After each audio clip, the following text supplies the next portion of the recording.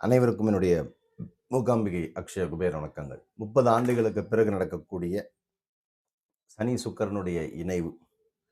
பொதுவா அந்த சனி சுக்கிரன் சேர்ந்துருச்சு அப்படின்னாவே நெறைய பேருடைய லைஃப்ல வந்து பொருளாதார ரீதியாக ஒரு முன்னேற்றம், ஒரு வெளிச்சம், ஒரு தெளிவான ஒரு கண்ணோட்டம் எல்லாத்தையுமே குடுத்துருவார்.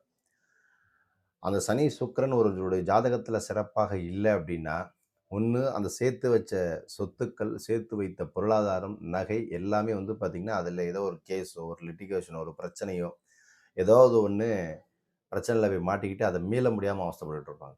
பொதுவா எந்த ஜாதகத்துல நீங்க வந்து சனி, சுக்கிரனுடைய அமைப்பு ஜாதகத்துலனா பரிவர்த்தனை இருந்தாலும் சரி, அது சேர்ந்து இருந்தாலும் சரி, அவங்க சம்பாதிக்கக்கூடிய காசு ஒண்ணு வட்டிக்கே போய்க்கிட்டு இருக்கும். இல்ல அப்படின்னா, அந்த காசு வந்து அ சொத்துக்கள் வந்து லிட்டிகேஷன் அதாவது நெறைய அந்த கோர்ட் கேஸ்ல போய்க்கிட்டு இருக்கும்.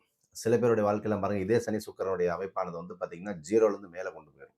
ஸோ அந்த ஜாதகத்தில் சூரியனும், சனியும் எப்படி இருக்குங்கிறத பொறுத்து தான் அந்த மாற்றம். ஸோ அப்போ அப்படி பார்க்கும் பொழுது இந்த இந்த சனி பெயர்ச்சியானது நமக்கு நடந்து முடிஞ்சிருக்கு.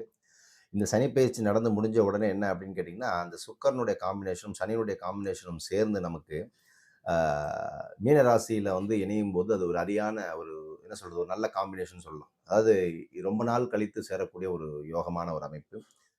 அதுல வந்து ஒரு சிறப்பான பலன்களை பெறக்கூடிய முதலா வரக்கூடிய ராசியானது மிதுன ராசிக்காரர்கள் வராங்க. பொதுவா வந்து இந்த மிதுன ராசிக்கு வந்து பார்த்தீங்கன்னா, கர்ம சனியா வரும்பொழுது என்ன ஆகும் அப்டின்னா, தொழில் ரீதியான, உத்தியோக ரீதியான நெறைய மாற்றங்களை கொடுத்தாலுமே, இந்த மிதுன ராசிகளுக்கு இந்த கிரகநிலை, இந்த காம்பினேஷன் சீரான, சிறப்பான பலன்களை எல்லாம் கொடுக்க போகுது. கடந்த காலகட்டத்தில் தடைப்பட்டிருந்த வேலைகள் எல்லாம் உங்களுக்கு முடிய போகுது. தேங்கி கிடந்த அந்த ஒர்க் ஆர்டரு, ஜாப் ஆர்டரு, கான்ட்ராக்ட்டுக்கு வரக்கூடிய பில்லு இது எல்லாமே கிளியரன்ஸ் ஆகி நீங்க அடுத்த கட்டத்துக்கு நகர போறீங்க. அதேபோல ஒரு நிம்மதிய தரக்கூடிய ஒரு காலகட்டம். அ வெளிநாடுகளுடன் தொடர்பு, அதேபோல வெளிநாடு வாழ் மக்களுக்கு வந்து ந அவர்கள் மூலியமாக இந்த ஜாப் ஆப்பர்ச்சுனிட்டிய பெறுறது, அதே மாரி விசா பெறுவது, இது எல்லாமே நடக்கப் போகுது. இந்த காலகட்டத்தில உங்களுக்கு வந்து இந்த சனி, சுக்கிரனுடைய காம்பினேஷன் ஒரு சேஞ்சஸ், ஒரு குரோத் கண்டிப்பா குடுத்தாகணுங்கிற அமைப்புல இந்த அமைப்பு நடக்கும். அப்ப இவர்களுக்கு வந்து இந்த ஆளுமை, அந்த வசீகர பேச்சு, அதேபோல ஆரோக்கியம் இது எல்லாமே சிறப்பாக இருக்க போகுது. பாசிட்டிவ் திங்கிங் கண்டிப்பாக நம்மளும் ஜெயிக்க முடியும். நம்மளாலயும் அடுத்த கட்டத்துக்கு போக முடியுங்கிற அந்த எண்ணத்தை இவர்களுக்கு கண்டிப்பா குடுப்போம். இந்த காலகட்டம் கண்டிப்பா தனிப்பட்ட ஒரு வெற்றி. அதாவது வேரூன்றுவதற்காக, தன் பெயரை நிலைநாட்டுவதற்காக இந்த மிதுன ராசிக்காரர்களுக்கு நல்ல மாற்றத்தை தரப்போகுது. அதுக்கு அடுத்ததா வரக்கூடிய ராசியாக சொல்லக்கூடியது கடகம்.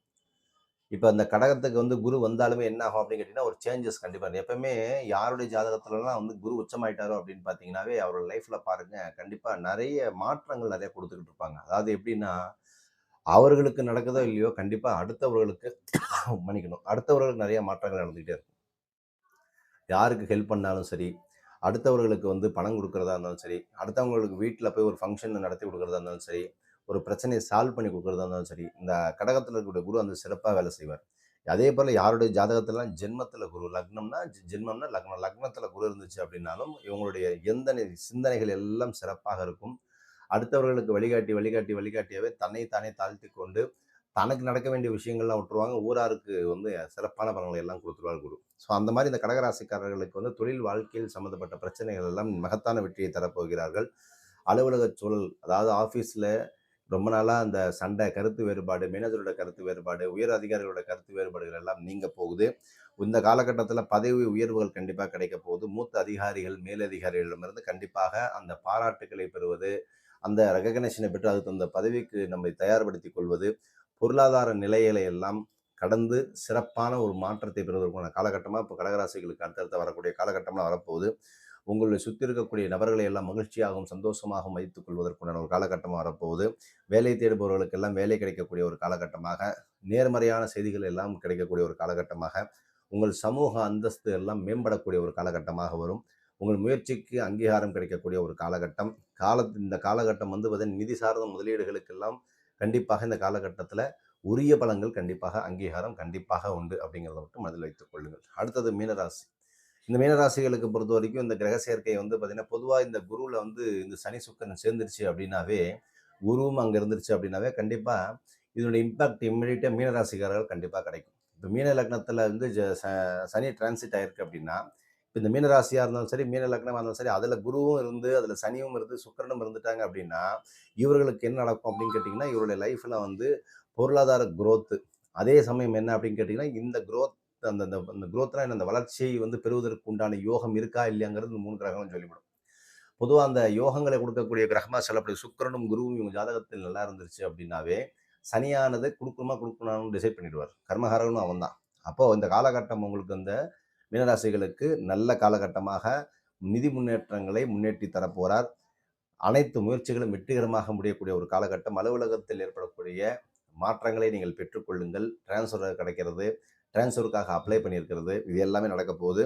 அதே போல ஜாப் பேப்பரை போட்டுட்டு அடுத்த வேலை கிடைப்பதற்கு உண்டான மாற்றங்களை எல்லாம் நடக்கும். அலுவலகத்தில் கண்டிப்பாக இந்த பணிச்சுமை அப்படிங்கிறது வந்து இருந்துச்சு அப்படின்னா, அது இந்த காலகட்டத்தில் அந்த ப்ரெஷர் எல்லாம் கம்மியாகி உங்களுக்கு சுமூகமான ஒரு மாற்றத்தை ஏற்படுத்தி கொடுக்கும். அமைதியும் நிறைந்த ஒரு வாழ்க்கை. அவர்களின் தனிப்பட்ட ஆசைகள், உங்களுடைய தனிப்பட்ட ஆசைகள் மீனராசிகளுக்கு, நான் ஒரு வீடு வாங்கணும், இல்லை வீடு ரெனோவேஷன் பண்ணணும், ஒரு கார் வாங்கணும், ஒரு வண்டி வாங்கணும், ஒரு சொத்தை வாங்கணும், ஒரு சொத்தை விற்று நான் இன்னொரு சொத்து வாங்கணும், இந்த மாதிரி இருந்துச்சு அப்படின்னா கண்டிப்பாக அதெல்லாம் நடக்க போகுது.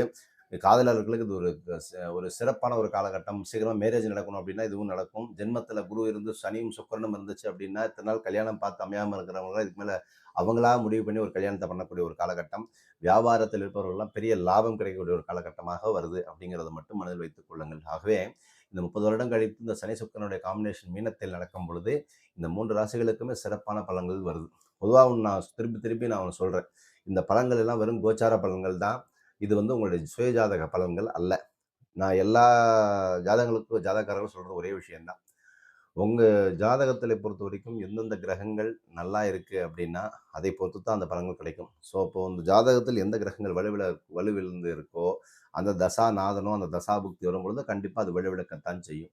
ஸோ உங்கள் ஜாதகத்தில் நான் சொல்லக்கூடிய சனியோ சுக்கிரனோ குருவோ நல்லா இருந்துச்சு அப்படின்னா நற்பலன்களும், அதே போல் அந்த கிரகங்கள் வலுவிழந்து இருந்துச்சு அஸ்தமனமாக இருக்குது அப்படின்னா மத்தியம பலன்களும் கண்டிப்பாக கிடைக்கும். ஸோ இதர கிரகங்களையும் நம்ம பார்க்கணும். ஸோ இதர கிரகங்கள் நல்லா இருந்து அந்த வலுவிழந்த கிரகங்கள் அஸ்தமாக இருந்துச்சு அப்படின்னா 50% பலன் கண்டிப்பாக கிடைப்பதற்கு வாய்ப்பு உண்டு. ஸோ அதனால் உங்கள் ஜாதகத்திலே கேள்வியும் இருக்குது, பதிலும் இருக்குது. எனக்கு இது நடக்குமா நடக்காதா, எப்போ நடக்கும், எது முடக்குது எது நடக்குதுங்கிறது உங்கள் சுய ஜாதகத்திலே இருக்குங்கிறது மட்டும் மனதில் வைத்துக்கொண்டு பலன்களை பாருங்கள்.